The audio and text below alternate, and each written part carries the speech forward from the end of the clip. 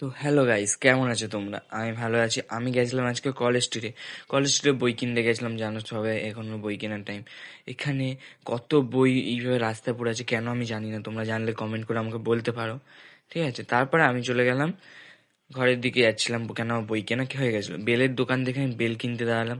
Bell নিয়ে, বেলের আচার নিয়ে এবার যেতে থাকি। বেলটা খুবই ভালো ছিল, খুবই সুন্দর ছিল এবং টেস্টিও ছিল খুব। তারপরে আমি যখন ঘরের দিকে মেট্রোর দিকে যাবো, দেখলাম মেট্রোই বন্ধ। তারপর কি করবো, ওখানে অনেক লোকেরা হলো এ করে রেগে মেগে ছিল, মেট্রো অনেক ভিড়। কাজে লাগলে আমরা বই কিনতে এসেছিলাম, তো ফেসে গেছি। এখন বাড়ি যাবো কি করে সেটাই ভাবছি। কোনো জানাশোনা নেই, কোথায় জানা নেই। তাহলে আপনি এখন ঘরে যাবেন কি করে? মেট্রো বাসে থাকতে হবে আপনাকে তাহলে।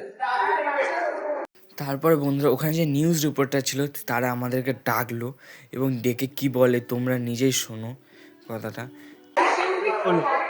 তোমরা কি করো? আমরা স্কুলে করছি, আমাদের ছবিটা করো। ঠিক আছে, করা যায় না তো, কারণ বাইক নিচ্ছি তো করাই যায় না।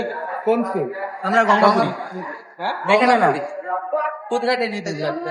মানে এখান থেকে কুদঘাট যাওয়া, তারপরে